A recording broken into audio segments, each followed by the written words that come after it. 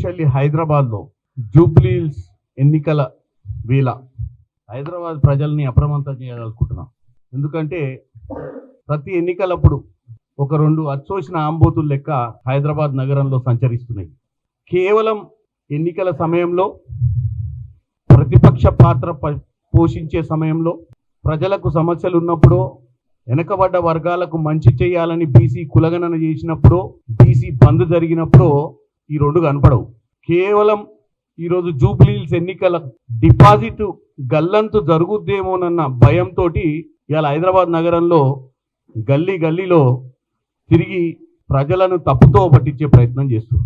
ముఖ్యంగా ఈ మధ్యనే అంటే లాస్ట్ ఎన్నికలు, కంటోన్మెంట్ ఎన్నికలు మీరందరూ చూసిర్రు. 3వ స్థానంకి వచ్చినటువంటి పరిస్థితి బీఆర్ఎస్ పార్టీ. అంతకుముందు పార్లమెంట్ ఎన్నికలు గుండు 0. ఇక 23 ఎన్నికలు మీ అందరికీ తెలిసిన విషయమే. 2023లా వీళ్ళ దౌర్భాగ్యపు 10 ఏళ్ల పాలనను తట్టుకోలేక ప్రజలు వీళ్ళను ఊరి దాటించి ఫామ్ హౌస్ దాకా వదిలిపెట్టొచ్చారు.